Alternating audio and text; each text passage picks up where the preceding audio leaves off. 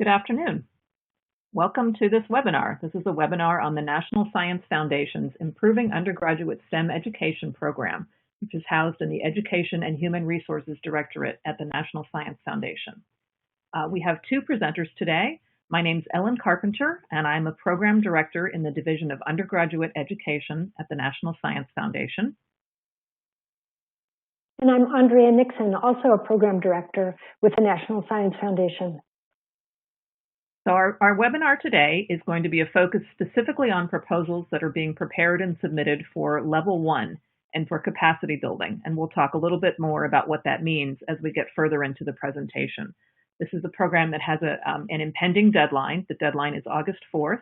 So I think folks are eager to get some information on what needs to go into proposals for that particular deadline. And as a reminder, this is for proposals that are submitted in response to NSF Solicitation 19-601. By participating in this webinar, you're giving your permission to have your questions and comments recorded. There is a question and answer box, and we will have several opportunities during the course of the webinar to be able to answer your questions. Before we get started, I would like to draw your attention to the resources that are available to you as participants in this webinar. You have a little red button on your screen that will take you to a list of resources. There are several things available. There is a link directly to the program solicitation. There is an evaluation survey for this particular webinar, and we'll give you a couple of opportunities to fill in that survey as we proceed through the program today. The resources button also will provide you with a link to past webinars. This is the, I believe, fourth in a series of webinars that we've hosted for the IUSE program. So all of the prior ones have been archived via AAAS, and they're available to you through that resources button. I would like to point out that today's webinar is also being recorded, and it will be archived. It will probably be available sometime next week, and so a link to that webinar will also appear on the same website once it's available. And the final resource that you have available to you is the Improving Undergraduate STEM Education Program homepage that lists some relevant information about the program and what you can find on that program within the programs, contact information, other important things like that, lists of frequently asked questions, and other information you may find helpful as you're trying to find out things about the IUSE program. So the question that I'd like to focus on for just a second is to wonder what all of you would like to do. So there are quite a few people listening to this particular webinar. I think we had over 900 registrants, so that creates quite an audience.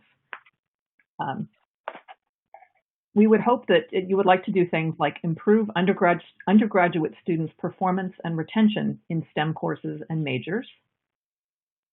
Perhaps you're interested in increasing participation of women and students from underrepresented groups, again in STEM courses and majors. Are you interested in preparing students to enter the STEM workforce?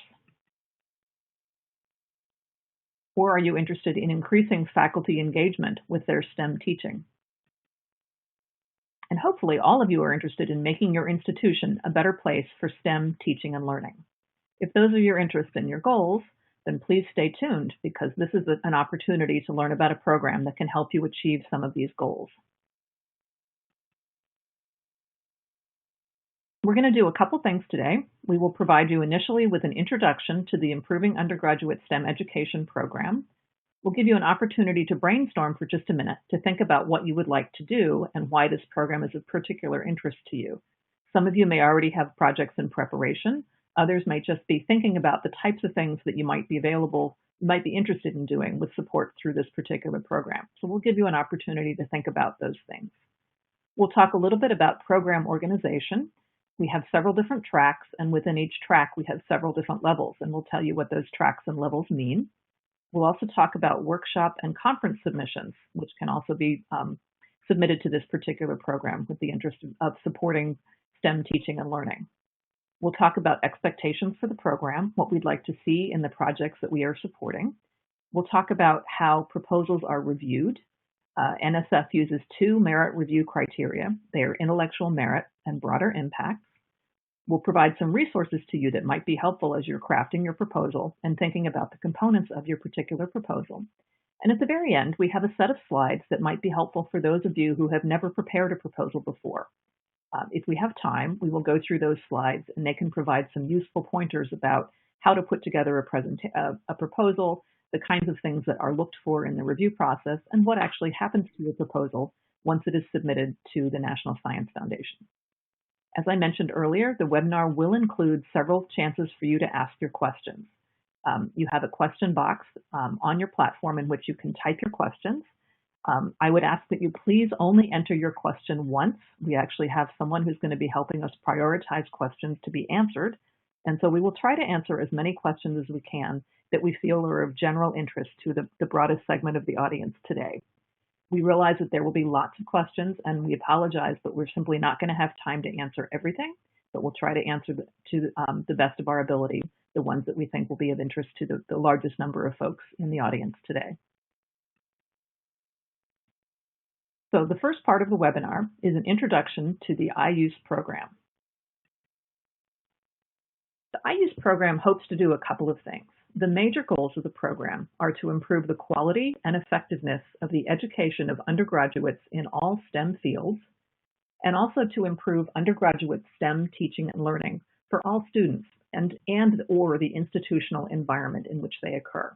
And by all students, I mean students participating in STEM classes or in which STEM content is part of their coursework.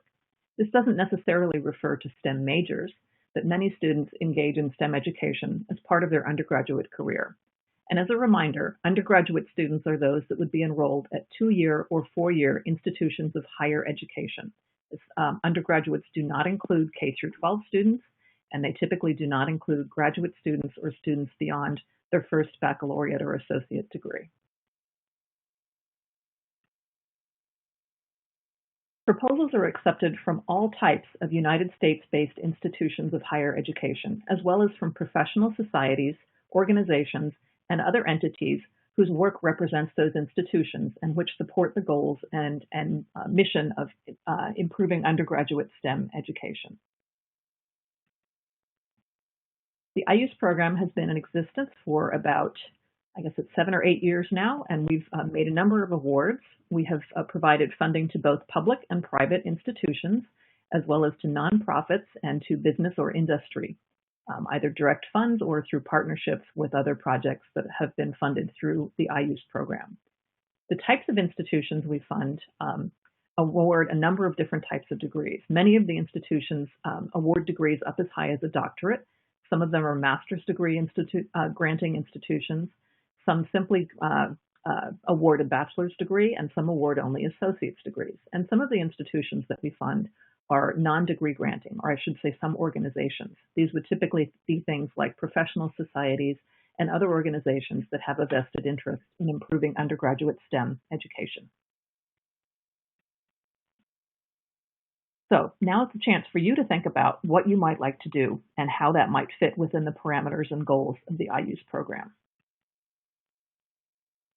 We're going to give you about 2 minutes, and I'm actually going to set a timer for 2 minutes. And during that 2-minute interval, I'd like you to do just a little bit of brainstorming on your own. So think about what you've been longing to do to improve undergraduate STEM education. And again, this could be a project that you've worked on for a long time. This could be a brand new project that's just percolating, or if you're brand new to the NSF and to the IUSE program, an opportunity to think about things that you might like to do. So we'd like for you to write down a couple of things that you've been wanting to do that could help improve STEM teaching or learning, to look at those ideas and perhaps pick one that's very compelling to you. And then think a little bit about what it would take to implement your idea. Would it take money, people, collaborators who have expertise that you don't have, resources, anything like that? So think about what it would take to actually get your idea moving, and then keep your idea in mind as a target for a potential IUSE proposal.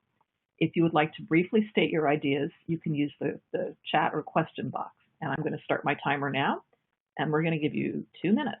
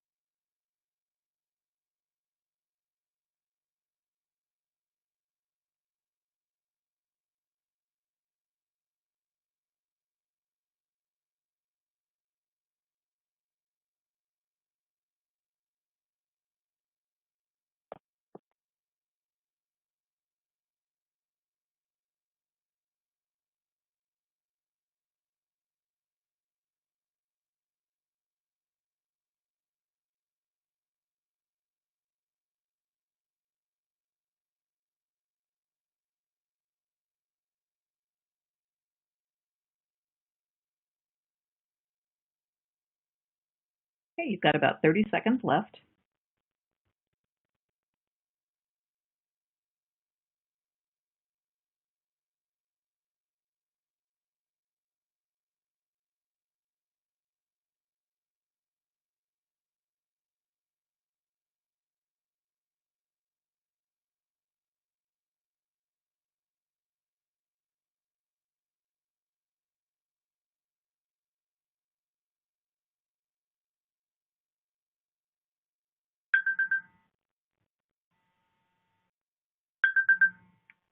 Okay, according to my Apple phone, you are done. So thanks very much for participating in your brainstorming activity. And we'll move next into a little bit of discussion about the organization of the IUSE program. The IUSE program actually features two separate tracks. They are the Engaged Student Learning track and the Institutional and Community Transformation track. And within each of those tracks, there are multiple levels of funding and several different deadlines that you'll need to pay attention to as you're planning a potential application. So the program tracks are Engaged Student Learning and Institutional and Community Transformation, as I mentioned. The rough overview of these two tracks is that Engaged Student Learning focuses on the development, testing, and use of teaching practices and curricular innovations to engage students and help to improve their learning, persistence, and retention in STEM. The Institutional and Community Transformation track, on the other hand, seeks to aid in the transformation of colleges and universities to implement and sustain highly effective STEM teaching and learning practices. So one focuses more at the student level and one focuses more at the institutional level. Here's a brief overview of what those two different tracks look like. So as I mentioned, Engaged Student Learning is interested in increasing engagement and learning through new tools, resources, and models, and also generating knowledge about how students learn and how to best approach their STEM learning. Within the Engaged Student Learning track, we have three different levels. Level 1 supports awards up to $300,000 for a term of up to 3 years. Level 2 supports awards from $300,000 to $600,000 for up to 3 years. And Level 3 supports awards from $600,000 to $2 million for up to 5 years. Level 1 has an impending deadline. The next deadline is August 4th, 2020. So the comments that we're making in today's webinar are particularly geared toward Level 1 submissions from Engaged Student Learning, as well as opportunities in institutional and community transformation. So institutional and community transformation is interested in spreading and scaling up evidence-based practices using a theory of change. And Andrea will talk a little bit more about a theory of change in a few slides, and particularly about generating knowledge about the organizational change process. For the August 4th deadline, there are two opportunities within this track. There is a capacity building opportunity, which would provide $150,000 for a single institution or $300,000 for several institutions collaborating together for up to 2 years. We're also accepting Level 1 submissions, which again are up to $300,000 and up to 3 years. All of those would be due by August 4th, 2020 as the next impending deadline. Institutional and community transformation also has a second level, and that features awards from $300,000 to $2 million for a single institution or up to $3 million for multiple institutions with an award term of up to 5 years. So the Engaged Student Learning track focuses on improving student learning, and this can be a direct focus on the students themselves, providing technology, for example, or testing different approaches to curriculum development, or indirectly through things like faculty professional development, training of teaching assistants, or other ancillary things that go into improving student learning. It also focuses on the development of improved instructional materials or methods and hopes to engage students to improve learning and to increase retention in STEM as long-term goals of the program. There are a number of different approaches that can be thought about when one is considering an engaged student learning proposal. I'm providing some examples here, but please don't take these as limitations. There are certainly opportunities for almost anything that you can imagine that you think would help improve student teaching and learning or student STEM learning. So these can include things like development and implementation of novel instructional methods and technologies, design and assessment of metrics to measure how effective some of these things are, or different types of student outcomes.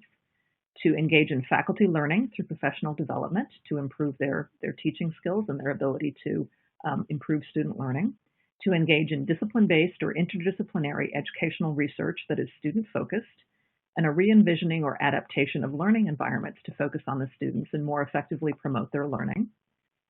Projects can also include co-curricular activities that increase student motivation and persistence in STEM, things like synthesis or meta-analysis of prior work, and collaborations between 2-year and 4-year institutions to develop innovative pathways for transfer and for student success.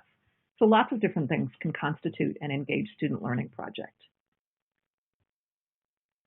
The target populations for engaged student learning projects are undergraduate students. So these are students at 2-year and 4-year institutions of higher education.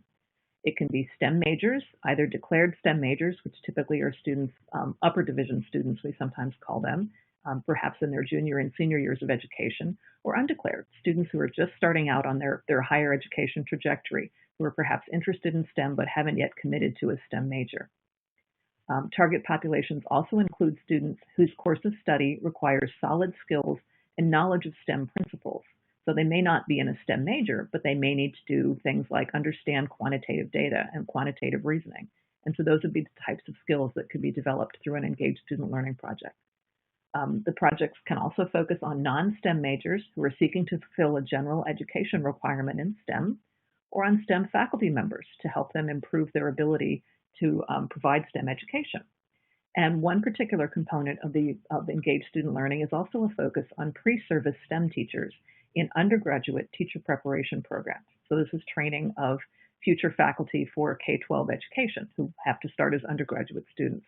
And I would like to point out there are also several webinars archived on the AAAS website that are related to the NOISE program, which is also a pre-service teacher training opportunity. And they very specifically deal with preparing future teachers. So engaged student learning level 1 projects typically support early stage or exploratory research projects. They support projects that propose adaptation of existing pedagogies and methods in a novel environment or perhaps on a smaller scale. Proposals from a single institution can be appropriate, as well as proposals from partnerships across disciplines, institutions, or communities focused on a single unifying thematic approach or problem. Pilot data can certainly help a proposal, but is absolutely not required for one. A good idea and perhaps some very strong rationale and some reading of the literature might be a good way to start this type of project as well if you don't have any pilot data. I would like to point out there is a new opportunity for folks that are absolutely new to the Improving Undergraduate STEM Education program.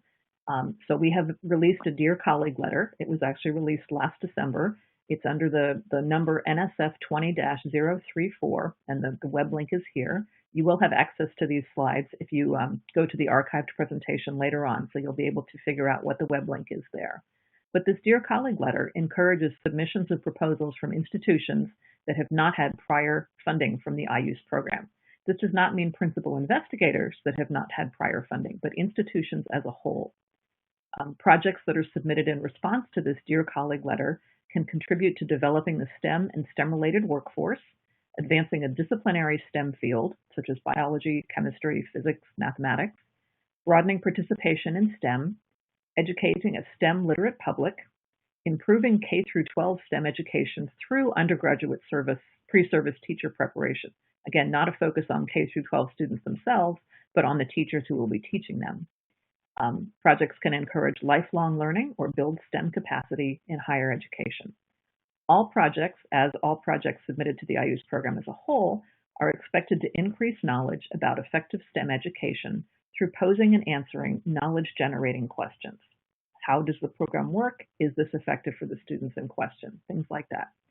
If one is interested in responding to this Dear Colleague Letter, we ask that you begin your proposal title with New to IUSE EHR DCL. That allows us to segregate these responses and to consider ways in which we can review them effectively.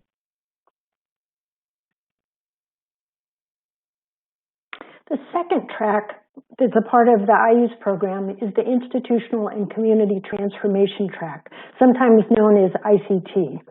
This focuses on improving evidence-based instruction by academic departments, institutions, and other organizations or communities, for example, scholarly communities.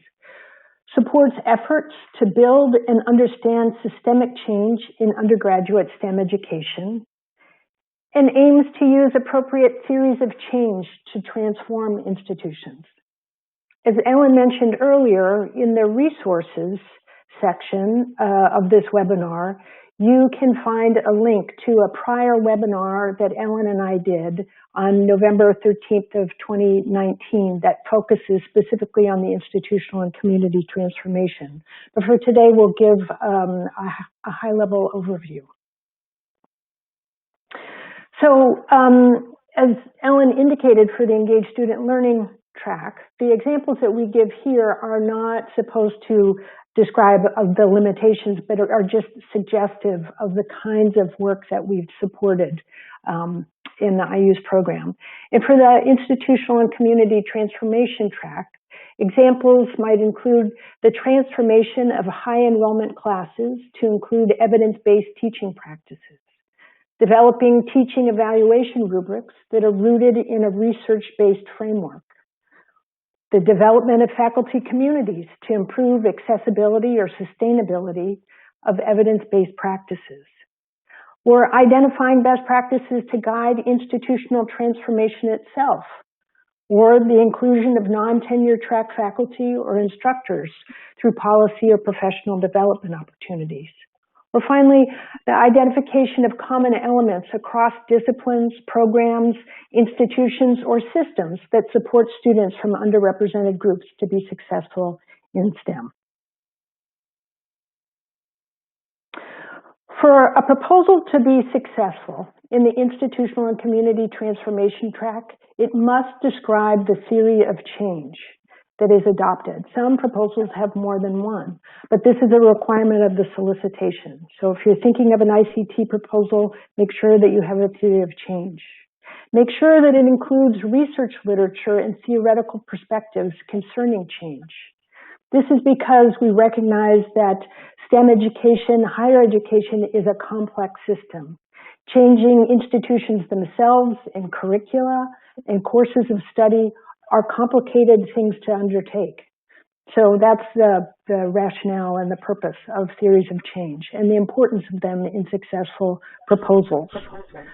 To promote institutional change, it may be important to include teams of faculty members, support from chairs, deans, and others within the institution's academic leadership, and perhaps support from provosts and presidents. So as Ellen mentioned earlier, there are two types of proposals for the ICT track.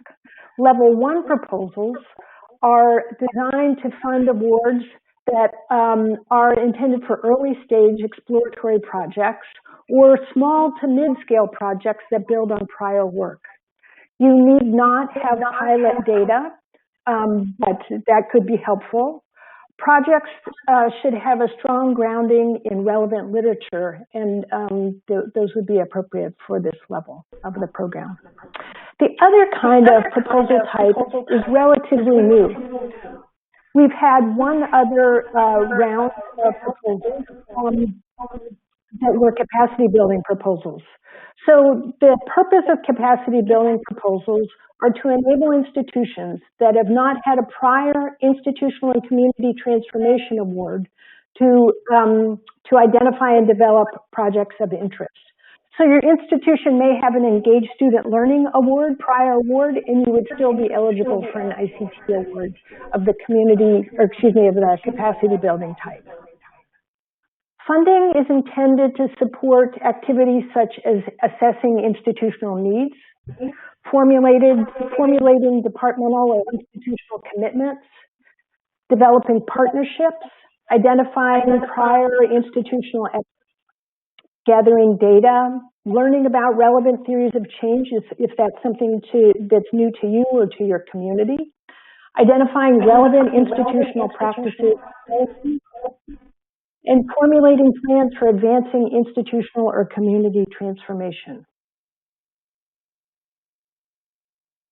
Proposals are encouraged to include a variety of participants, so disciplinary and educational researchers, people who have expertise in assessment and evaluation. They can be incredibly helpful, all of those individuals, in helping to formulate research and evaluation plans, including institutional leaders. Funds associated with a capacity building proposal are intended to defray costs associated with coordinating among project participants, gathering or sharing data, convening and hosting working meetings for participants, and attending relevant meetings, such as we'll have an upcoming Principal Investigator Summit for the IUSE program.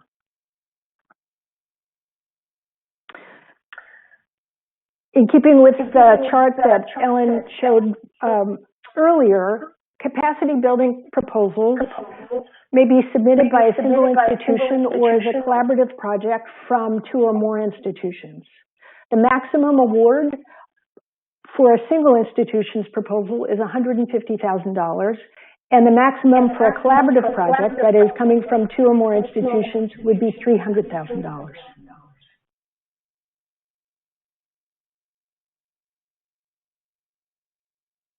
Okay, and just as a reminder, here's the same little chart that we had up before. Let's go back to that quickly. Again, we have the 2 tracks. You've heard from Andrea about institutional and community transformation, and I gave you a little bit of information about the Engaged Student Learning track. The impending deadline, August 4th, 2020, is for level 1 submissions to either of those tracks, as well as to submissions as capacity building programs to the institutional and community transformation track. We are planning a series of deadlines. We have talked about the impending August 4th deadline. If you're interested in a level 2 or a level 3 proposal, the next deadline for that would be December 1st, 2020, and the first Tuesday in December thereafter. And we also will have another deadline for the level 1 and capacity building proposals next February. This one says this past deadline, but there will be another one. It will be the first Tuesday in February of 2021. The IUSE program also encourages submission of workshops and conferences. So these can be submitted at any time and should be interested in addressing critical challenges in undergraduate STEM education. They can vary in size or scale. Typically, they'll include a budget somewhere between $20,000 and $100,000, again, depending on number of participants, intended length of the conference, intended audience, lots of different things like that. In order to think about putting together one of these workshops or conferences, proposers should consult an NSF program officer in the IUSE program before submission to determine appropriateness of the type of thing that you're thinking about. Program officer contact information is available on the IUSE program webpage, and as I mentioned, that webpage is available to you as one of the resources. You have a button for it as part of this webinar. We particularly encourage conferences and workshop proposals addressing diversity in STEM teaching and learning, and those involving collaborations of educational researchers and disciplinary scientists to ensure that STEM teaching reflects cutting-edge STEM disciplinary research.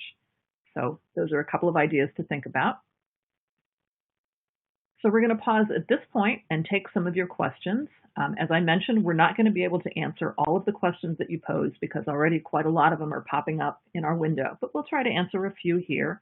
And as I mentioned also, you may type in your questions into the question box. Please only type it once. We will do our best to answer as many questions as we can that we think are of general relevance to the audience, and we will reconvene on the other side and talk about program expectations. So the first question is about the new to IUSE DCL, whether one should submit the proposal to 19-601 or to 20-032 or 034. When you actually submit the proposal, you'll be choosing 19-601 because that's the parent program, but you need to reference the fact that you are submitting to the DCL by including in the title new to IUSE EHR DCL as the first few words in the title. The second question is, should an IUSE EHR proposal have a separate proposed activities for broader impacts? Or is a discussion of how the main proposed work in the proposal meets broader impacts criteria in addition to the intellectual merit impacts would that be acceptable? The answer to that is the latter makes the most sense. So you don't need to have discrete activities that would address intellectual merit and broader impacts. It's important to address your overall project and describe it in terms of both intellectual merit and broader impacts. These are criteria that are used across the foundation and that we weigh evenly within the IUSE program. And I will say we'll be talking a little bit more about what intellectual merit and broader impacts means in a later part of this webinar. Next question is, we are interested in increasing the number of K through 12 STEM teachers. Does IUSE support this type of initiative? Yes, we do, and it would be under pre-service teacher preparation. And the other thing that one might do is consider looking at the Noyce program, the Robert Noyce Teacher Scholarship Program, which also supports development of K through 12 STEM teachers. The next question is, are community colleges proposals reviewed separately from four-year colleges and universities? The answer is no. We set up panels depending on, in some ways, the proposals that have come in some cases by the disciplinary areas, in other cases by the Dear Colleague Letter or whether they're capacity building. So we are not handling proposals, and they're not reviewed just based on institutional types, regardless of the type of institution.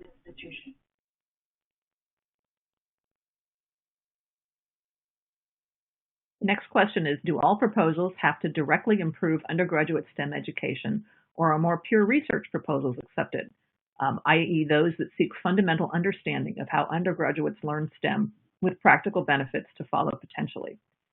I would actually think that both of those would be ways in which you're improving undergraduate STEM education, seeking fundamental understanding or doing applied research in application and revision and remodeling of prior efforts, for example. So both of those would be appropriate approaches for the IUSE program. I mean, understanding how improving STEM teaching and learning can happen very directly, or it can happen somewhat indirectly. And so either of those two approaches would allow you to get there. And if I could also add that we have a partner program, which is the EHR Core Research Program. That too funds foundational research, and if you have questions, this is Andrea speaking, about differentiating between the two, I'd be happy to talk to you.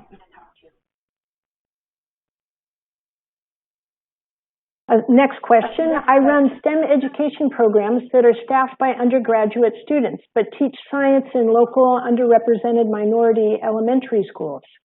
Would that construct be something that IUSE would fund?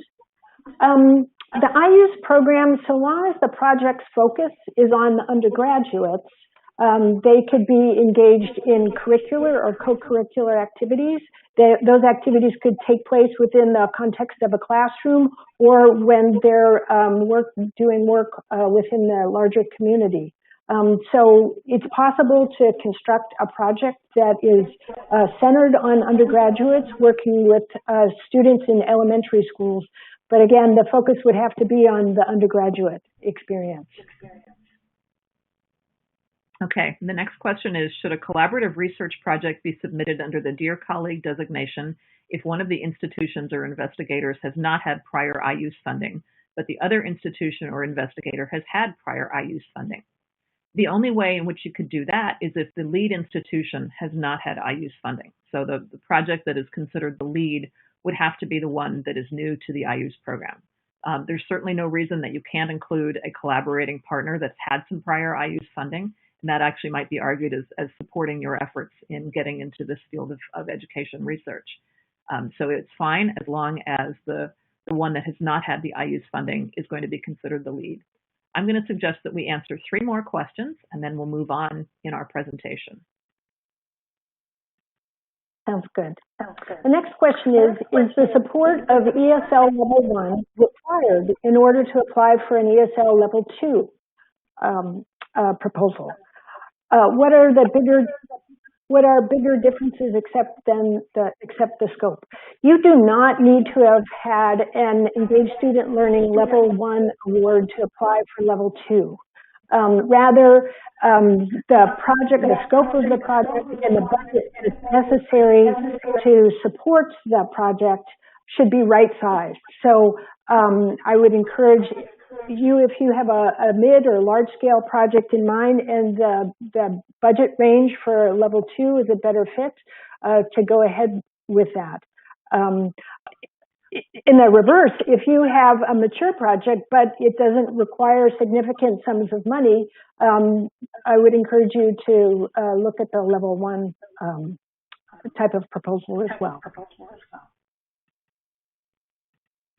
Okay, so the next question is teaching professional development of graduate students as future faculty an appropriate target population for ESL? And the answer is yes, as long as, again, the project is focused on the outcomes affecting the undergraduate students. We've certainly funded a lot of projects that have looked at TAs, for example, and those are typically graduate students who are serving as instructors for undergraduate education. So by TA training, you're indirectly improving STEM teaching and learning of undergraduate students. So that type of activity is very appropriate, again, as long as the focus is on undergraduate instruction. And the last question is, will the Dear Colleague Letter for Engaged Student Learning accept proposals in 2021? And the answer is yes. The Dear Colleague Letter is still available and will be into 2021. Okay, and with that, let's go back to our presentation. We'll have another couple of opportunities to answer some more questions as we go through the rest of the webinar here. We'd like to talk a little bit next about program expectations and what we really expect of awards that are made through the IUSE program. There are several major goals for the IUSE program. One of them is to build knowledge about STEM teaching and learning at the undergraduate level, so learning what works, what doesn't work, and perhaps developing novel, creative, and transformative approaches to undergraduate STEM teaching and learning. We're also interested in incorporating evidence-based teaching practices in STEM teaching and learning for all undergraduates. And this might be thought of as an adaptation goal, to bring in practices that have been tried in other places to adapt, improve, replicate them at your own institutions, and to include evidence-based practices in STEM teaching and learning in novel environments. And a third goal is to build and understand systemic change in undergraduate STEM education, to lay the groundwork for departmental, institutional, or community transformation and improvement in STEM teaching and learning. We expect that all IUSE proposals are going to increase knowledge about effective STEM education, and this can be through a number of mechanisms, one of which is posing one or more research questions that will be answered in the course of the project, or alternatively through evaluation of project activities, impacts, or outcomes to assess how an adaptation, for example, is faring with regard to the students that it is impacting. Successful IUSE proposals have a number of common features. Typically, they'll build on what is known, summarizing a published literature base and defining a starting point that can extend prior work in the field. So that really means doing a little bit of homework, reading what's happened before, and being ready to move forward in a direction based on what you've learned from what's already been done in the field.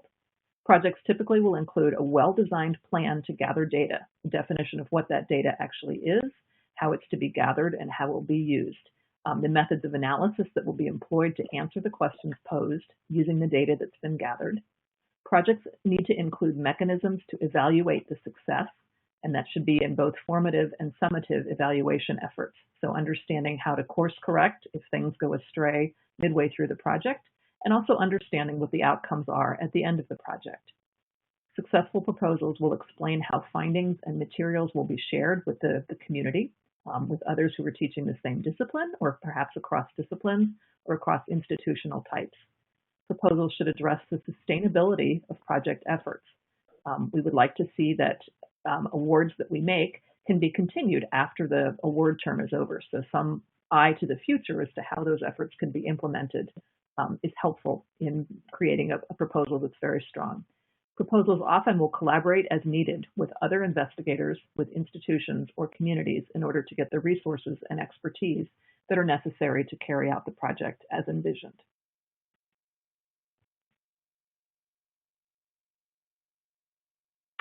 The methods of analysis are a key point that reviewers often hone in on.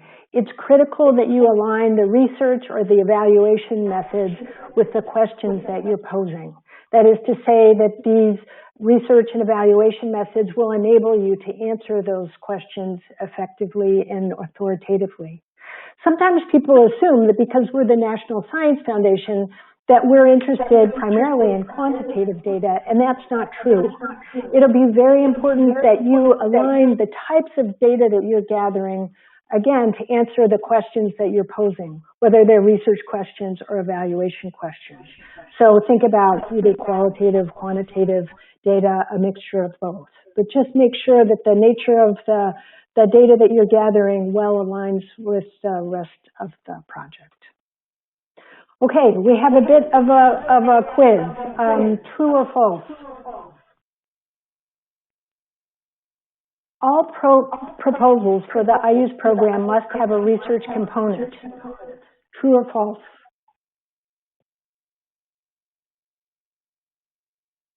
False. All proposals must generate new knowledge, but you may have either a research plan, evaluation, or an evaluation plan.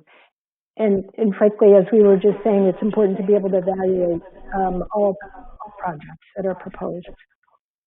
2, STEM curriculum development, programmatic pathways, learning resources, assessment instruments, and faculty development may receive funding through the IUSE program. True or false? True.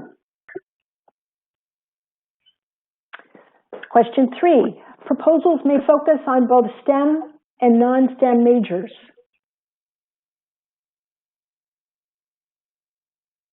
True. Efforts to improve undergraduate STEM education for either or both is appropriate. Number 4, proposals may focus solely on students in a single discipline.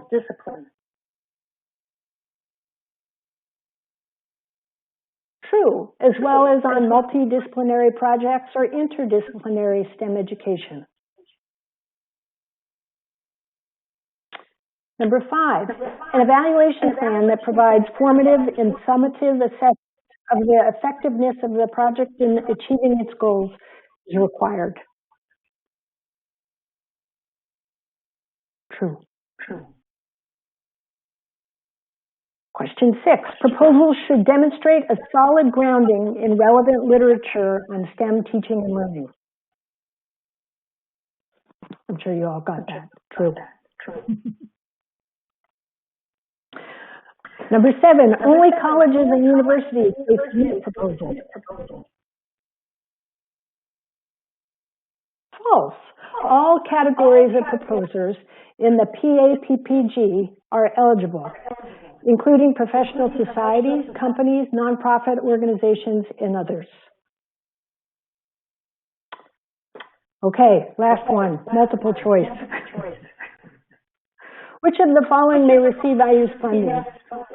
Proposals designed to use and build evidence about improved STEM instructional practices, investigate novel instructional tools or learning systems, including cyber learning, create, implement, and test program, curricular, course, and technology-driven models for STEM teaching and learning, develop, implement, and test creative approaches for adoption of educational research into disciplinary teaching, develop and validate assessment metrics for undergraduate STEM learning and instructional practice, propagate and sustain transformative and effective STEM teaching and learning through institutional practices or involvement of professional societies. All of the above. Okay, so another round of questions. Okay, maybe we should answer about 6 questions. How's that sound? Okay. All right, so question 1 is, would high school students taking dual enrolled courses be considered as students for an engaged student learning project? This is actually a question that comes up quite a bit. The answer typically is no. The students need to actually be enrolled at the degree granting institutions, preferably in a degree granting program. They certainly don't have to have had completed it, and there's nothing that says they can't switch in and out of that program, but to be considered an undergraduate student, they really do have to be enrolled at a 2-year or 4-year institution of higher education with the intent to get a degree from that particular institution. Dually enrolled students often will accumulate college credit and then take it to another institution, so they're really not effectively enrolled in the college as a whole.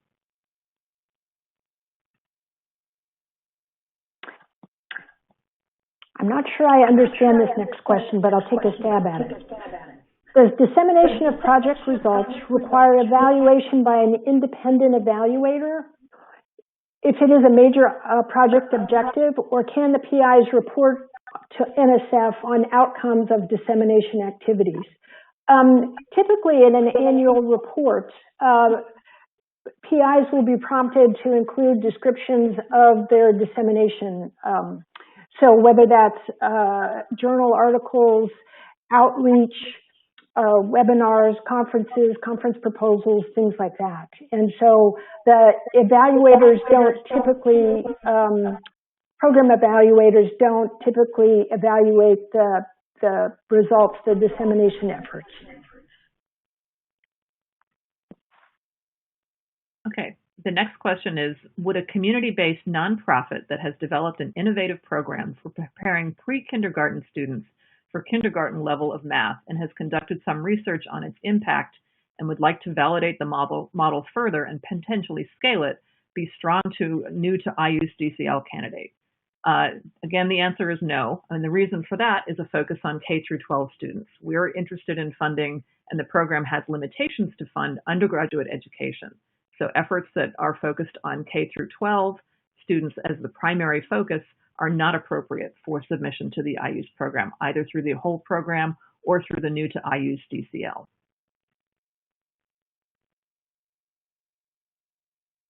The next question, could you clarify if there's a difference between a logic model and a theory of change? That's a great question, because different fields use the phrase theory of change differently. What we mean in the IUSE program is that a theory of change should help you identify the component parts of a project that you need to make sure are in place for the project to be successful. They may refer to elements such as the organizational structure of the institution, the ways decisions are made at the institution. There may be cultural factors in play. And theories of change are designed to help you identify what are the component parts that you need to have in place for your project to be successful. And that's different and separate and apart from a traditional logic model for an evaluation plan.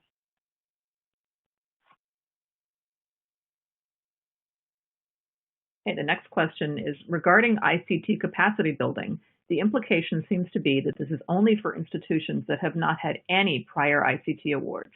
What if my department hasn't had an ICT award, but someone across campus on a completely unrelated project has had one of these awards? The capacity building really is for institutions as a whole that have not had prior ICT awards. So if someone else on the institutional campus has had an ICT award, then unfortunately that institution no longer qualifies as a new institution in capacity building. They would have already been considered as having had prior ICT funding. And the sixth question is, are projects related to COVID-19 encouraged, discouraged, or is this neutral? As long as the project is sound, we would encourage you to submit it. And so if it is relating to undergraduate STEM education, certainly the landscape has changed quite a bit. And so that's certainly a viable topic. Okay, let's go back to our presentation. So the next section is going to talk a little bit about the NSF merit review criteria. And so this is the lens that is applied to all proposals that are submitted to the National Science Foundation. The National Science Foundation as a whole uses two criteria. They are intellectual merit and broader impact. So intellectual merit is as phrased as follows. What is the potential for the proposed activity to advance knowledge and understanding within its own field or across fields? Basically, what will we learn from the work? So what are we actually going to learn from the study that's been proposed? And if the data are collected as the study proposes, what will we actually learn from that data? Broader impacts is what is the potential for benefiting society or advancing desired societal outcomes? And so that might be thought of as, why is the work important to society? Who's going to benefit from this? And for educational projects, this is often quite easy to answer because the students that are participating in the classwork are going to be the ones benefiting from the work that's done, as well as future students that can take the findings that have been found from one project and have those applied into a number of different types of institutions through dissemination. So we'll take these two criteria independently and try to unpack them a little bit for you. So intellectual merit can actually, as we said, it's what are we going to learn from the project? But there are a lot of different things that are considered when review panels are thinking about intellectual merit. So that when they're thinking about intellectual merit, we ask our review panels to think about the potential of the project to advance knowledge and understanding within its own field or across different fields.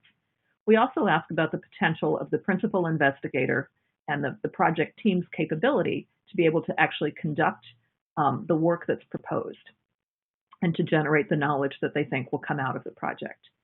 We ask reviewers to think about the resources available to the project and whether ones that will be needed to complete the project are actually in place. And this can include unfunded collaborations with other institutions or investigators who can provide expertise, access to facilities, different things like that. We ask reviewers to think about a clear plan. It's great to learn something from a project, but if one can't get from the objective of the project through to its end, it's really hard to see how anything would actually be learned. So a clear plan for what the project will do, who will do it, when it will be done, and why those things are necessary for completion of the project is very important as an aspect of intellectual merit. And in thinking about intellectual merit, we also ask that projects make sure that there is in place a mechanism to assess the success of the project attempts to advance knowledge. So how are we going to know if the project has actually worked? And this should also be a mechanism to provide feedback to the PI and team about possible course corrections that might be needed throughout the course of the project. The broader impact is the second criterion, and broader impact can encompass a lot of different things. So societally relevant outcomes may include, but certainly are not limited to, the list that I have here on the slide. And this includes things like full participation of women, persons with disabilities, and underrepresented or students from underrepresented backgrounds in STEM. Impacts can affect improved STEM education and educator development at any level. So again, undergraduate student training for K through 12 teachers or for those students who will eventually go on to professional or graduate school can also be a broader impact. One of the impacts could be increased public scientific literacy and public engagement with science and technology, and that includes improving the well-being of individuals in society. So we funded a number of projects that engage in community education. So undergraduate students in the course of their own learning also engage with their local communities, and that can really be thought of as increasing public scientific literacy and engagement with science. We hope that our projects will lead to development of diverse, globally competitive STEM workforce. And so this is another impact, so being able to train a diverse population of students to participate in the STEM endeavor. We hope that projects will lead to increased partnerships between academia, industry, and others. And this certainly doesn't have to be in every project, but it can be an aspect of some very successful projects. Broader impacts can also lead to improved national security, to increased economic competitiveness, and to enhancing the infrastructure for research and education. So as I said, it can take lots of different forms, but it's important to spell clearly in your proposal what you think the broader impacts are. Some of the other review considerations that we ask our reviewers to think about is to what extent do the proposed activities suggest and explore creative, original, or potentially transformative concepts. Some projects are very incremental, some are sort of groundbreaking, so we really ask reviewers to think about how those projects are structured. Again, we ask them to think about the plan for carrying out the proposed activities to make sure it's well-reasoned, well-organized, and based on a sound rationale. And also, does it incorporate a mechanism to assess success? We ask reviewers to think about the qualifications of individuals, teams, or institutions to conduct the proposed activities and whether there are enough resources available to the PI team either at their home institution or through various collaborations, to carry out the proposed activities. There are a number of other components of a proposal, such as facilities, equipment, and other resources, a data management plan, mentoring plans for postdoctoral researchers, and sometimes supplementary documents. And so reviewers are also asked to consider those within the context of the proposal. And in the set of slides that we'll go through at the very end, for those new to NSF, we'll touch a little bit more on what the different components of a proposal are. So we have an opportunity for you to think a little bit about what a project might be in terms of intellectual merit or broader impact. And so I'm going to ask you to read this. Actually, I can read it, and to think about whether this is a reflection of intellectual merit or broader impact. So in addition to development and implementation of a novel curriculum, the project will include educational research to uncover new information about undergraduate model-based reasoning through detailed assessment of classroom learning. So in your eyes, would that constitute an example of intellectual merit or of broader impact?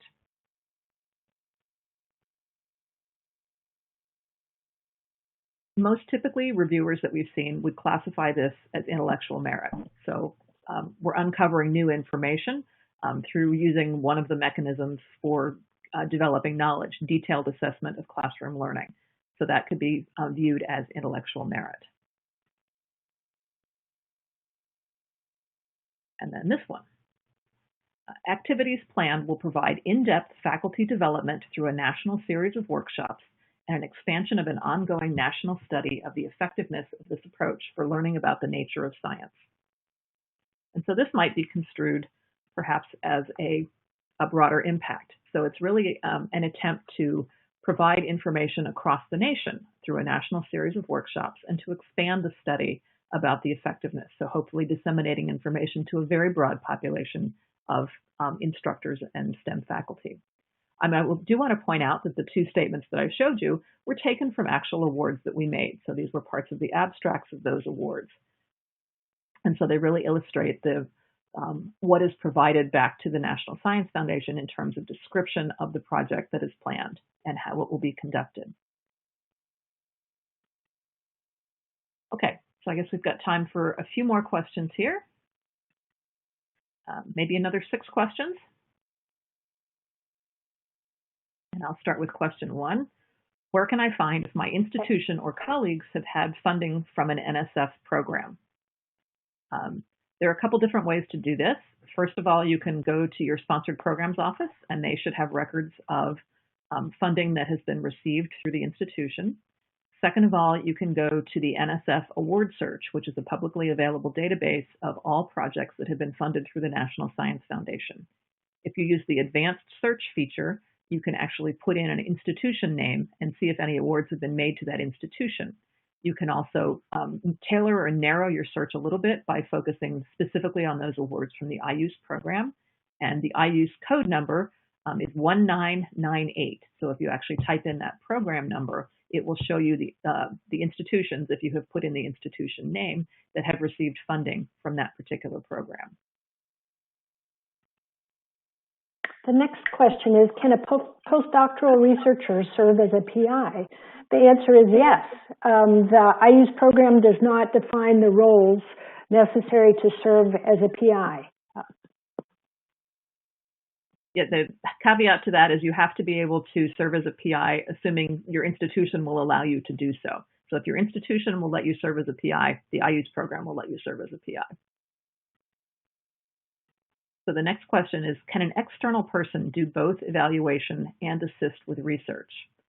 Well, if they're assisting with the research, they are probably not an external person. They're actually probably part of the project team.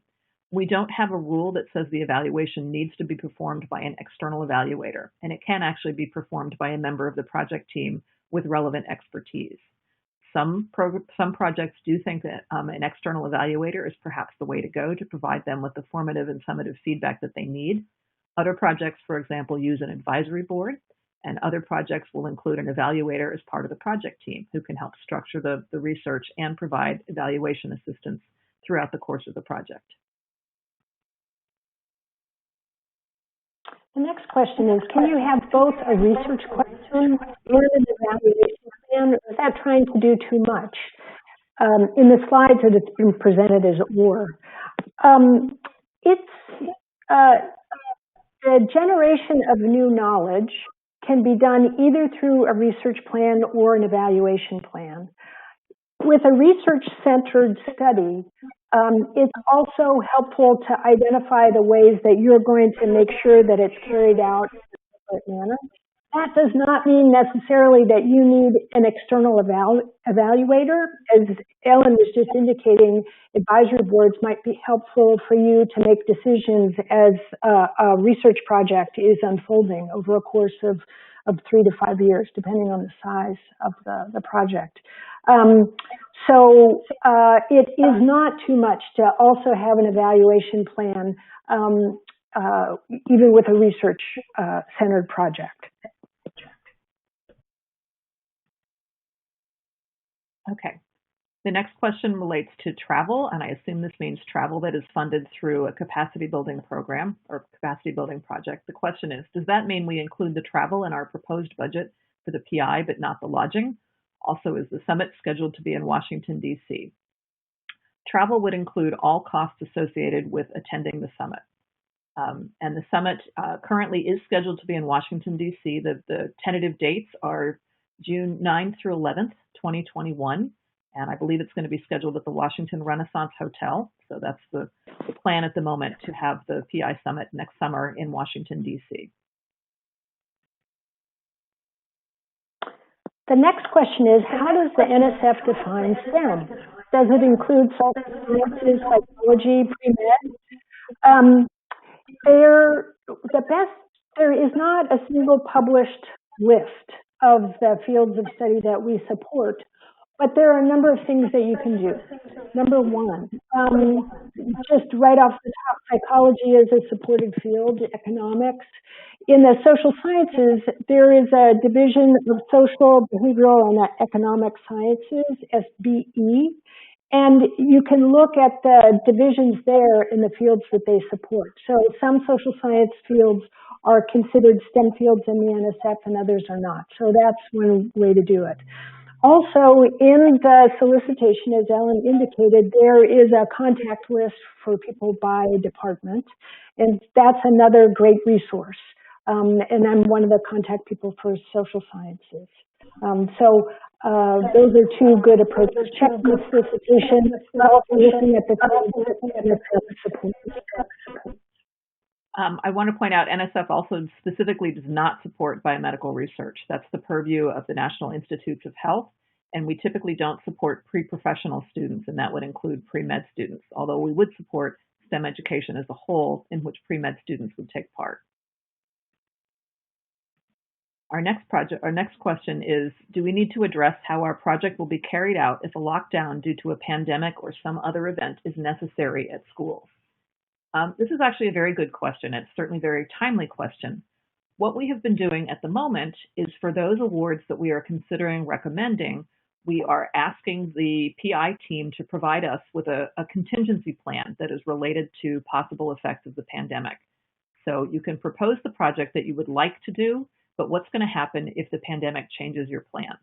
So we do encourage investigators to propose a project as they would like to have it performed, but also to think about what might be some of the mitigating factors and what would change if, for example, a campus that is open all of a sudden closes again, or if it has to move rapidly to online education, as has already happened at least once.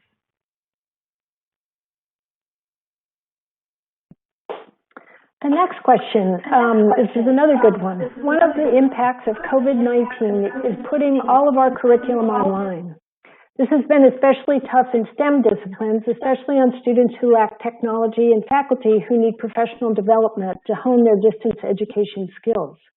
Could we use IUSE funds to provide adequate technology to low-income STEM students or professional development opportunities for STEM faculty in distance education techniques or best practices? This is a great question. One of the things that is central to the IUSE program is the generation of new knowledge.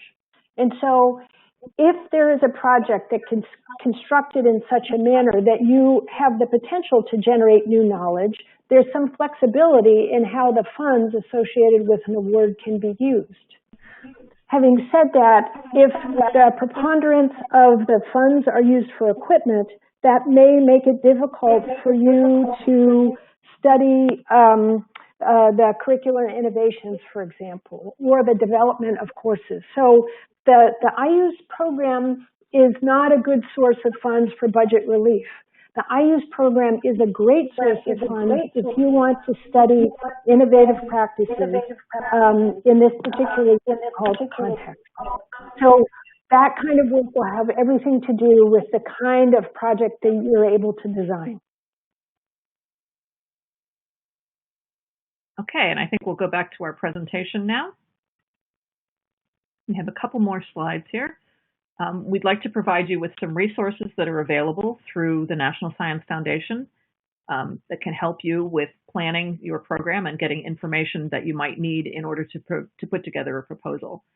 You also have access to these through the resources button as part of this webinar. So the program webpage address is given here. The current program solicitation is NSF 19-601. If you can't write down that URL in a hurry, if you simply Google NSF 19-601, you'll come right to the page. And if you're interested in looking at what's been funded by the program in previous award cycles, you can use the NSF award search function. You also have the opportunity to contact a program officer, and our names and contact information are available on the program webpage. And as Andrea mentioned, we actually all have a number of disciplinary and interdisciplinary specialties. So we have listings of those specialties and program officers whose knowledge and interests particularly align with those types of things. So if you want a physics program officer, for example, you could look for someone who specializes in physics education, engineering education, interdisciplinary, ICT, a whole bunch of different things. So we have lots of program officers with lots of different interests and expertise. A number of other resources include the NSF PAPG, or the Proposal and Award Policies and Procedures Guide, fondly known as the PAPG, which is the Bible for how to prepare a proposal. So it gives you all of the information about the specifics of the budget, the different things that go in different categories, all of the different pieces that you need to put together to put a proposal together. Another resource is the Common Guidelines for Education Resource and Development. Education Research and Development, which is a publication prepared several years ago by the National Science Foundation to help provide some information and definitions about what actually constitutes educational research. We have a merit review webpage that provides an overview of the merit review, what the policies are, what the different components of review are, the different review criteria, how proposals are reviewed, and some other helpful information. And that webpage also includes a video that we show to all of our reviewers. It's also open to anyone who would like to take a look at it. It's called The Art and Science of Reviewing Proposals. And so it provides, again, some useful information that is provided to reviewers that can help you think about the types of things that they are asked to look for and that they would be looking for in a proposal that you would be putting in. And as Andrea mentioned, we have the EHR Core Research, or ECR program, is interested in fundamental educational research, and there is a solicitation associated with that core program on building capacity in educational research, and this is a solicitation for that. So it's NSF Building Capacity in STEM Education Research, or the BICSR program, and the BICSR solicitation. At this point, we'd like to thank you very much for your participation in today's webinar and for your interest in improving undergraduate STEM education. We do have a few more slides, as I alluded to at the beginning, that are specifically for those who are new to preparing NSF proposals. So if you've put together proposals and applied to NSF in past cycles, I would bet all of the information on the next few slides is already going to be familiar to you. So feel free to step out of the webinar at this point. Although we do have a survey that we would like for you to take that will ask you a couple of questions about your experiences with today's webinar. And I believe that's going to pop up on your page so you can access that survey.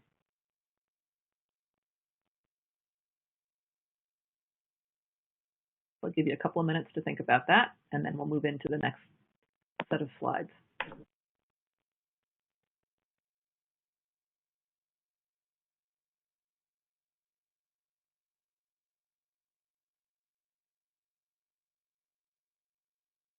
Okay, so for those of you who have never prepared an NSF proposal, if you or your institution are new to the National Science Foundation, we'd like to provide you with a little bit of information and some nuts and bolts of preparing proposals for the NSF. So we'll talk about a few things here, and I know we only have about 19 minutes left in our allotted time, so this may run relatively quickly. As a reminder, this webinar and all of the others that we've given in this series will be archived for your access and use, so you can refer back to these, and we have gone through these sets of slides in at least one other webinar, so I know that there's one in the archives that you can refer back to if we don't make it through everything today. So NSF has a number of required proposal components. We'll talk about what those components are. We'll give you a little bit of information about what makes for a compelling proposal and what reviewers find very engaging about proposals that they tend to be enthusiastic about. We'll talk about the mechanisms for submitting a proposal and what happens to your proposal once it reaches the black box of the National. So a number of elements are required in a proposal. There's a cover page that lists all of the relevant contact information for you and your institution, a table of contents that's populated actually as you fill out the application online. The two main elements that you need to really be concerned with are the project summary and the project description. So the project summary is a one-page overview of your project, and the project description is the 15 pages that you get in order to fully describe the project that you are presenting. The project summary is critically important because that's actually the piece of information that we rely most heavily on to assign your proposal to a particular review panel. So it helps very much to have detailed and concrete information in that project summary so we can best judge who will be the best reviewers for your particular project. If you are focused in a particular discipline, make sure that you mention that discipline. If you're focused on a particular you can provide a very general overview of the project itself, but again, if you're using educational technology, make sure you specify that's the technology. If you're focusing on faculty professional development, make sure that comes up in the project summary. You'll have additional space to include the references that you have cited in your project description. We require a biographical sketch from principal investigators and co-principal investigators, and there's a standard NSF format for that is described in the PAPG. We have budget pages that will populate with your budget figures, and that's usually prepared by your sponsored programs office. And you'll need to provide a budget justification that actually indicates the reason for each of those figures on the budget page. We ask for current and pending support information from all members of the project team, as well as a description of facilities, equipment, and other resources available to the project. Sometimes there is a request for special information and supplementary documentation. For IUSE projects, this would be where you would attach the letters of commitment that you've received from your collaborating partners and from others who will be providing resources that you will access as part of your project. We ask you to provide a data management plan that addresses 5 points about data, managing, securing, sharing, all of those different elements, and that's described more fully in the PAPG. If you're including postdocs in your project, there will need to be a postdoc mentoring plan, and this actually also applies even if the project PI is a postdoc. There should be a mentor who will provide a mentoring plan for that postdoc. And then you'll also be asked to list collaborators and other affiliations. And that's a document that actually does not go out to the reviewers. That's just for NSF internal use. So the project summary is critically important, as I said. It should be very specific to your project. It should include 3 things. It should include a brief project overview. It should include a statement of intellectual merit, and it should include a statement of broader impacts. And the statements on intellectual merit and broader impacts should be so labeled, so they actually have to be delineated within the body of the project summary. The project description is your 15-page chance to tell the reviewers everything they need to know about your project. And also, this project description has to contain a section on intellectual merit and a section on broader impact. And again, those should be sections that are labeled specifically intellectual merit or broader impacts. Within the project description, you need to provide a very clear statement of the work that you're going to be doing. You need to include the objectives for the proposed work and the expected significance of what you would like to learn from the project. It would be helpful to indicate the relationship of this work to the present state of knowledge in the field, so that will typically require some sort of literature review. as well as to work that's already been done by the project team and the PI under other support mechanisms, or perhaps under no support, that have just been done as efforts to improve STEM teaching and learning. The project description outlines the general plan of work, including the broad design of activities to be undertaken, and a description of the methods and procedures that will be used. Particularly data analysis methodology is really important to describe fully in the project description. This project description really addresses what you want to do, why you want to do it, how you plan to do it, and how will you know if you succeed, and what are we going to learn for and benefit from if you manage to complete this project successfully. Project activities may be based on previously established or innovative methods and approaches, but in either case, the methodology to be used must be well justified. Why are you using this particular thing in your particular project? So these issues apply both to the technical aspects of the proposal and to the way in which the project is hoped to make broader contributions to the field. The project description should also contain a section labeled Broader Impacts, and this should provide a discussion of the broader impacts of the proposed activities of the proposal and how they're actually going to be achieved. Unfortunately, my slide has gone very fuzzy, so I'm having a little bit of trouble reading what those bottom line elements are. So broader impacts may be accomplished through the research itself, through the activities directly related to the research projects, or through other activities that can be defined as broader impacts.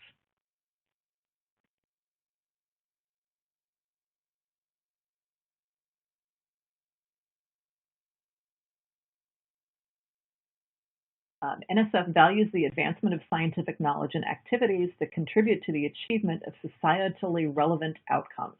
So these outcomes can be lots of different things, and that includes, as I've mentioned before, full participation of women and students from underrepresented backgrounds, improved STEM education and educator development, public scientific literacy, public engagement with science, developing a competitive global STEM workforce, all different kinds of things that we have talked about in regards to broader impacts. The project description, I want to give you a couple of hints. Brevity will assist the reviewers and the foundation dealing effectively with proposals. We give you 15 pages, and most projects will need to fill 15 pages with information.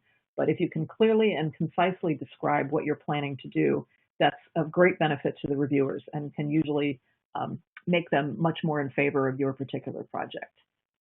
Any visual materials that you include, that things like charts, graphs, maps, photographs, all of those have to be included within the 15-page limit. They may not be added as appendix material.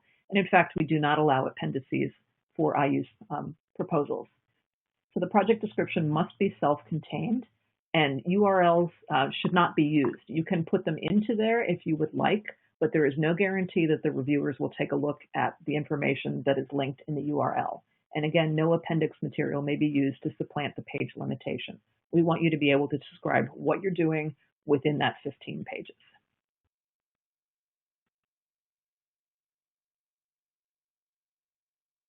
We've talked briefly about the elements of, or the importance of evaluation plan. I encourage you, if you're developing a proposal, to be working with an evaluator to help you formulate the evaluation plan. That is, to make sure that the outcomes that you have are tied in a clear way with the goals of your project. The ways that you're measuring things, if you're using survey instruments, if you're interviewing people, that's the ways that you're measuring phenomena align with your goals. The kind of analysis that you're engaged in aligns as well. So again, starting from the beginning, that your project goals align with the intended outcomes. You're gathering data. You have forms of analysis that will enable you to answer the evaluation questions. Evaluation questions may inform your project as it unfolds. That is at the core, the difference between formative and summative evaluation. This slide is about Formative evaluation is when the chef tastes the soup. If you need to add cumin and lemon and salt and pepper, you can do that and really dial in the flavors. Summative is when the guest tastes the soup. So in more perhaps meaningful way of expressing that is formative evaluation should enable you to make informed decisions as your project unfolds. So that if you see that you need to make a course correction in terms of the faculty development activities that you're rolling out, or in the curricular materials that you're developing, your formative evaluation should be set up in such a way as it's helping you to answer questions as the project unfolds. The summative evaluation is more about the entirety of the project. Okay, and these are some ideas about what might make a proposal competitive. These are certainly things that we've heard back from reviewers in the past and what goes into reviews of proposals that have been highly recommended by the panelists and reviewers that take a look at them. Typically proposing an original idea, having a succinct but focused project plan. The idea can be expanded on. The project plan should include a realistic amount of work. And I have to say, this is a mistake that often happens with investigators who are new to this particular program, that a lot of work is proposed when maybe a third of it would be actually realistic for the project plan. Reviewers are very good about teasing out what they think is a realistic amount of work. So it's great to be enthusiastic, but don't be overambitious. A sufficient amount of detail for project activities should be provided. And this is also a very common criticism of proposals that we see, that not enough detail is provided about what is actually going to be happening in the classroom or in the professional development experience, or the creating different types of environments. What exactly is going to be happening in those environments? Reviewers like to see that the project is cost effective and that there's not a lot of padding, if you call it, to the budget, that the findings will be of high impact and high quality, and that there is some knowledge and experience of the PIs that can contribute to the potential success of the project. This doesn't mean that there's no room for people who are new to the program or to PIs who have never received a grant from us before. But it might be to your benefit to think about including some sort of advisor or advisory board who has some more extensive experience perhaps in the field that can help guide your project as you're moving through it. Reviewers like to look at what the potential contribution to the field will be, the rationale and evidence of potential effectiveness. What makes you think that this particular thing that you are proposing is actually going to be effective and will work? Another thing that can make a proposal competitive is the likelihood of sustaining the work once the project period is ended, and the fact that there will be built into the proposal a chance for objective feedback and solid evaluation. And again, in some cases, it makes sense to have an advisory board. In other cases, an external evaluator or a member of the project team with evaluation experience can suffice to provide that component of a proposal. In preparing a competitive proposal, again, starting with a good idea is the first and best thing to do. So this can come from your own thinking about the classroom. It can come from reading of prior literature. It can come from things perhaps that you've experienced in a different environment or a different population of students. But starting with a good idea is perhaps the best way to start a competitive proposal. Communicating the idea clearly, addressing the two major review criteria, or the two only review criteria, both intellectual merit and broader impacts, providing the research objectives and the questions, again, as well as plans for evaluation, having a solid and feasible plan for carrying out the proposed work, grounding in the relevant literature with appropriate expertise on board, again, through an evaluator or perhaps another project team member who's got experience that you can draw on to help you achieve the goals of your project. And another thing that can be very useful is to ask colleagues to read your proposal before you send it to the National Science Foundation. Get a couple of other sets of eyes on it so they can pick out things that don't make sense to them, could use more clarification, could use additional detail. All of that's going to be beneficial to you as you think about putting together a polished proposal for submission.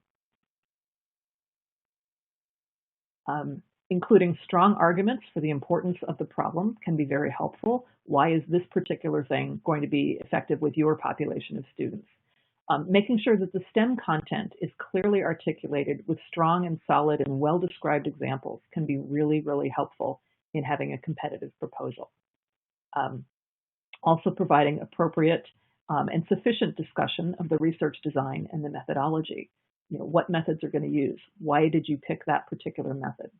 Providing a sensible chain of reasoning, linking what you know from the literature, what you have within your own experience, your process for developing the project, the questions that you'd like to answer, how you're going to collect data to answer those questions, and how you'll analyze the data to make sure that the questions have been appropriately answered are all very important elements of competitive proposals. And of course, the impacts of the research and development should be addressed within the project itself. A couple of tips, and we've heard this from successful proposers as well as from reviewers who've been looking at the projects. Start early. Think about this well in advance of the deadline. Make sure that you read the program solicitation very carefully. Another thing to do is make sure that you're looking at the current program solicitation. NSF does revise these solicitations and releases new versions periodically, so you want to make sure that you're actually addressing the issues and the things that are raised in the current solicitation. The solicitation in play right now is NSF 19-601. We've just finished our first year of this solicitation, and it will be active for at least one and possibly more than that years beyond this. You want to make sure that you also consult the Proposal and Awards Policies and Procedures Guide for the relevant and updated information. And this guide is also updated annually. The new version was just released on June 1st, 2020. It is NSF 20-1, but it provides all of the updated and current information about preparing and submitting a proposal. One of the new things from prior years is actually the structure of the biosketch and the ability to use an NSF template to prepare your biosketch. So instructions for that are in the PAPG. It would be really helpful if you test drive FastLane before the deadline, the proposal deadline, as you're trying to submit your proposal, just to make sure that you know where the controls are and the different pieces are and how you insert the different parts of your proposal. There are several ways I should mention to actually physically submit your proposal to NSF. We strongly recommend FastLane, which is our own internal system, as opposed to using grants.gov. Make sure your sponsored research office knows that a proposal is about to be submitted. Make sure that you follow the page limitations and font size limits for the proposal. That's the fastest way to get your proposal returned to you without review if you exceed the page limitations for the project description, for example. Make sure that you know about what others are doing in the field and make sure you've cited their work, particularly if they've published papers. Make sure they get cited in your project. Again, provide details, discuss prior results if you have them. Providing demographic information as part of that is also very useful. What does your institution look like? And what does the population of students that you'll be working with look like? Again, include your evaluation plan with specific timelines and benchmarks so you can determine where in the course of the project you are. Make sure that you've put yourself in the reviewer's place as you think about your proposal. And also, if you've had this proposal reviewed before, think about what the reviewers have commented on when you've received your comments back. Are there areas that they found unclear? Those, again, might be ones that you want to concentrate on in thinking about a revision for a new proposal. Make sure you have someone else read the proposal, do a spell check and a grammar check, meet program deadlines. If we say 5 p.m. in your time zone on a particular date, we mean 5 p.m. in your time zone on a particular date. We will not accept late proposals. Make sure you follow NSF requirements for use of human subjects, and that includes subjects that are just being surveyed for various purposes. And you can certainly call or email NSF program officers for guidance as needed. Again, as I mentioned, there are two options for submitting a proposal. We highly recommend using FastLane. FastLane will make sure that you have all of the necessary components of an NSF submission in place. If you use grants.gov, it's up to you to make sure that you've put all of those pieces in. Grants.gov will not prime you if you've left something out. So FastLane will really make that check for you and make sure your proposal is complete before you submit it. Very briefly, this is what happens when NSF receives your proposal. First of all, we release a funding opportunity. In the case of the IUSE program, it's 19-601. You'll submit proposals to particular deadlines related to that solicitation. We receive the proposal. We then go through a process of selecting reviewers and assigning your proposal to a review panel. The proposal undergoes peer review for the two merit review criteria. Then it's assessed by a program officer, such as Andrea and myself, for relevance and for enthusiasm of reviewers and for a number of other criteria. We make our recommendation to the division director. You then undergo a business review to make sure your institution can accept an award, and then the award is made. From start to finish, actually from submitting the proposal, step 2 to step 7, typically takes about 6 months. If an award is recommended, it can be an additional few weeks beyond that. And I know at this point we're out of time, so I think we'll skip the questions for the moment. But thank you so much for your interest in improving undergraduate STEM education. And I believe that we're going to have a survey link pop up to ask you about your engagement with this particular webinar. Again, thank you for participating, and please make sure you use the resources we've provided, and we certainly hope to receive your proposals in the future.